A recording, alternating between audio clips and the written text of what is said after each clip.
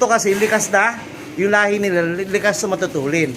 Ako pag tinanong ako sir dito, pag tinanong po ako dito na sir baka may matulin kay ibon, lagi ko sinasabi mababagal, pangit ang ibon ni Bait.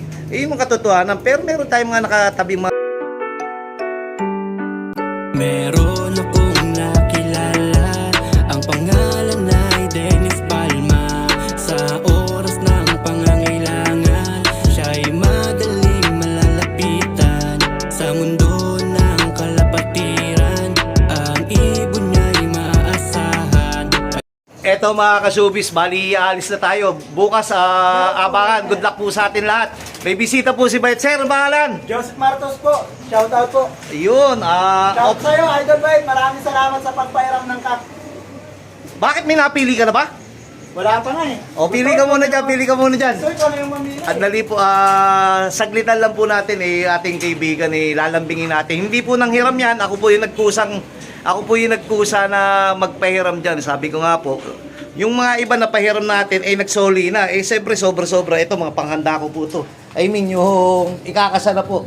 Ito, anak mismo po ni, tawag dito, ni Daddy Bascot, saka ni, tawag dito, Daddy Bascot, tapos Takmak 14. Ito, hen na to, hindi rin nagbibigay na to. Ang dami nila dito, pero matatanda na, o ano. Sir, kunin mo nga dyan yung itim, parang tingin ka ng tingin doon sa itim eh. Sa kumpari ko pa naman, pumarti pa naman ngayon na ano. Congrats pala, pare Egayap. Congrats doon sa 4 na young bird winner. Si Bro Manigo, Emmanuel Go. Yan ang uhuli pa po, layo po tayo. Si Manigo, then si Kapakpak at Adrian Manalastas ba yun? Tokwing, congrats po sa inyo sir.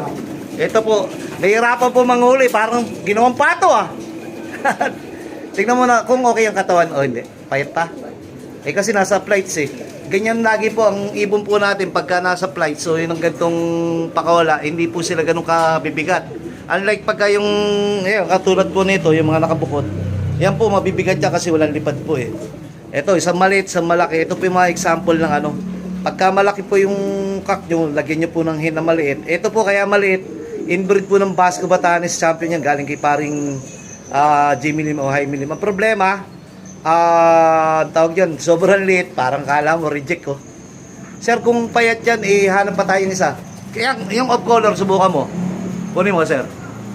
Wag mo nang bitawan ng ano, mahihirapan ka na naman. Paano sa mo ba ilalagay muna dyan para hindi ka mahirapan manghuli? Sama muna dito sa ano, meron bang bakante dito? Ihuli mo. Galing mo. Pagka pala papahiram, madali maghuli. Tingnan mo kung ano mang spill mo dyan.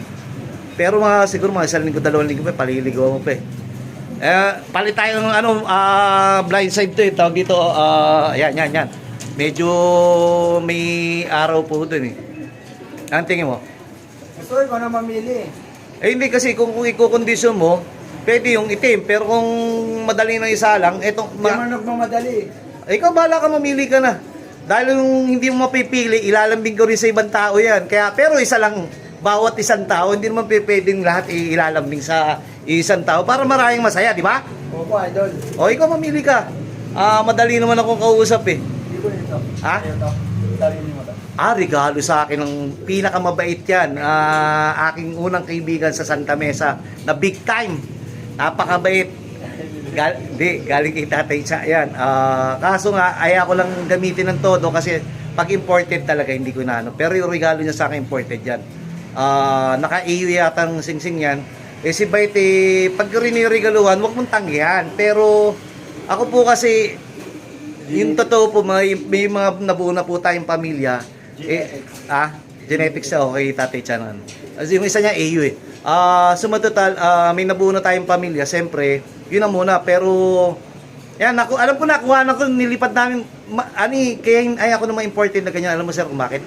Matutulin yan Sobrang tutulin niya mga yan. Ako kasi iwas ako sa matulin, alam mo naman yan. Mapera ko, ma-stitch siya na nahaluan na ng mga Philippines. Siyempre, subok na natin si Philippines. Ito namang kabila, pati ba yan? Nandiyan na yan, kita mo naman. Naka-purse yan ni Pare Egay. Direktang galing kanya yan. Edgardo. Ito na nga lang. Ito na nga lang. Kaso patabahin pa, no? Pero makinis na. Ayos na. O sige, sige. Pero ito baka, ewan ko kung isasalang ko, o ipapahiram natin. Pero tigisa tayong anak doon sa papahiramin ko. Pero yung anak na yan, sa'yo na yan. Dahil marami tayong stitch dito. Ang importante sa akin, mapagpatuloy mo yung, ano, tawag dito yung history ng stitch. Sir, alis muna tayo. Puntahan muna tayong Timog. Timog. O alis muna po kami, ha? Sabi mo kay madam mo, alis muna tayo. Sige, sir. Paalam ka na muna dito.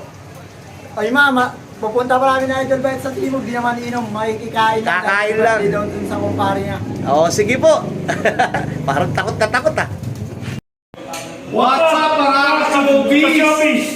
Mga kasubis, nagbago ka agad ang isip. Ayaw niya daw na mabagal, ayaw niya na ano. Pero eto, napaka-team. Dugong mga stitch yan, eh. Pero mas gusto niya daw yung ano, yung matulin. Hindi naman natin ano, kung basan mo, kanya-kanya po tayong gusto sa buhay. Pero ito po, siyempre, alam ko napakatulin ng pamilya kasi nito. Ito pa po yung isang ano niya, no, inbreed niya, no. Ayan, anak po to. Anak po niyan. Kaya white light din, pero kita niyo nakapuyo. Pagka inbreed po pa, isa sa mga tip, kadalasan pagka inbreed po, ayan po, nagpupuyo. Ito po yung stock natin dahil nga mayroon pong resulta yun sa ibang club, doon sa ating mga kaibigan na nabigyan, na bahagian, ano nga, ang tawag dito, sobrang tutulin, pero si Bait po kasi iwas sa matulin. Yan yung dadating din po yung time na ano, matututo rin tayong gumamit ng matulin, pero may mga matulin naman din tayo. Yung mga ibon natin dito, matutulin din pagka pahirapan, pero pagka fair weather, knockdown ka ng bagal. Wala naman tayong magagawa kung matulin nga tapos hindi naman makaka-complete blocking. Pero so far naman doon sa aking kaibigan, napakahusay. Hiyang-hiyang din. Ang pag-iibon naman walang magaling. Hiyang-hiyang din po yan. Sabi ko nga, katulad ni Stitch Sakang, naglabas ng 1.5 something speed yun. Isipin nyo, Stitch na, naglabas pa ng 1.5. Ibig sabihin, hiyang-hiyang din. Nagpahirapan o nag-tailwind pero ilan lang silang umuwi. Siyempre, lamang na rin yung maliliit pagka ganung nagpapahirapan. At tutulin din kasi maliit, madaling batuhin ng hangin. Ito kasi likas na, yung lahi nila likas sa matutulin. Ako pag tinanong ako sir dito, pag tinanong po ako dito na sir baka may matulin kay ibon, lagi ko sinasabi mababagal, pangit ang ibon ni Bait. Yung katotohanan, pero meron tayong mga nakatabing mga ganyan. Pero hindi natin prioritize kasi matutulin. Kayo pwede kayo dyan, no? Bakit? Ay, hindi ako magpuling eh. Mahilig ako sa short distance race lang eh. Pero sumatotal hindi ko alam na pang short siya. Kasi ang sabi sa akin ni Tatay Cha, mga ano yung original na galing talaga sa mga, Pipa Bird? Hindi Pipa Bird. Mga sinaunan niya talaga na ano yan. Alam mo naman si, sumalangit na yung kaluluwa kaibigan ng Tatay Cha. Ayan, kita mo naman. Buhay pa yung ibon niya. Meron pa ako doon yung kasabay ng mga binigay sa akin. Kaya pinagbabawi ko, sir, tignan mo yung imbrick na bigay sa akin yung Tatay Cha. Pinagbabawi ko nung nawala si Tatay Cha. Kasi dati, napakabait sa atin ni Tatay Cha. Ang dami niyang, binibigay nga sa akin yung winner, gamitin ko daw. Matagal na. Tapos yung nanalo niya sa page, pinagagamit sa akin. Sabi ko, hindi na Tatay Cha, okay na ako. Sabi niya, kausapin mo yung lopman ko. Kumuha ka ng young bird doon. Sabi ko tayo hindi na. Lagi ko kasing dinadalaw yun, dala akong pansit o ano. Pero tayo hindi naman tayo matako sa ibon eh.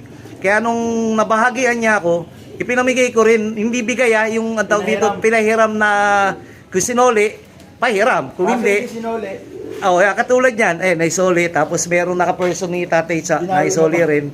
Nasa ba yun? Binitawan ko kanina dito yung hahanapin po natin. Hindi, nandito sa labas. Tignan. Papakita ko lang po naka-perso din po ito ni Tatay Cha. Ayan. Kita nyo, last bag, no? Ang tagal na kasi nahiram to. May ilang taon na, may 2 taon na eh. Nung nawala si Tatay Cha, sabi ko nga, baka naman, may soli naman. Ayan din. Sir, siyempre, ingatan mo rin yan. Ay, maraming salamat sa pagkatiwala ng peram sa ibon. Meron pa pala akong isang panlambing. Yung isa hindi na nakuha, pero ongoing pa yun. Ito po, anak po nung aking patakloban to, ni Bunso. May problema po ako dyan. Pero pagbalik ko na, tignan nyo po yung puwet niya nung taba. Ayan, tignan natin dumi. Basa, ang dumi. Pero ang taba nung matakaw po yan, laki ng katawan, pero ang taba po ng puwet, tingin ko baka may namaga o sa pola, hindi po natin alam. Ipamimigay din ng Bait yan. Pero nga pala sir, Si Bait, alam mo bang may nararamdaman si Bait? May nararamdaman sa Idol Bike at parang sabi niya gusto niya daw mag-out ng ibon para sa kanya naman pansariling Oo, yun. gastusin. At Totoo. nahiyaman siyang sabihin nun, pero ako nang magsasabi para sa inyo. Ayun, hindi, totoo po yun na meron po tayong pinagdadaanan. Kaya nga panahin lambing ko eh. Pag si Bait po masaya o meron pinagdadaanan, yung pamilya namin may pinagdadaanan, mahilig po tayong maglambing. Kasi nga, malay mo, unahin tayong kuhanin ni Lord. O kaya malay mo, ibig sabihin, yung alam mo yung malay mo, hindi okay yung maging resulta, at least, wala pa nangyayari sa'yo, o ano, pinununan natin ng lambing o malasakit sa kapwa. Sabi ko nga, ang pinakamasakit lang po sa lahat, ang katotohanan, tanyo, may mga ongoing pa po ako tinutulungan. Si Bait po, yung katawan lupa po ni Bait, hindi po tawag dun, nahihiya po ako, nag-video po ako pero hindi ko maituloy na i-post. Gawa nga po ng habi ng asawa ko, ang galing mong tumulong, no? Pero sir, ang galing ko daw tumulong. Galing mo daw tumulong, pero sa sarili mo, Pero mo sa sarili ko, matutulong. hindi ko daw mai-post na, bakit ganun, bakit kailangan. Ang hirap ipaliwanag. Saka na po natin tutuloy. Aalis muna po kami. May naghintay po sa amin sa Timog. Sige po. Ilan ang latest mo? Tama ko ito. Tangina, ewan ko na lang walang tumista. Salamat, Ay, ako muna, titisting ko. Sige. Happy birthday! Nangyayari si Kamote.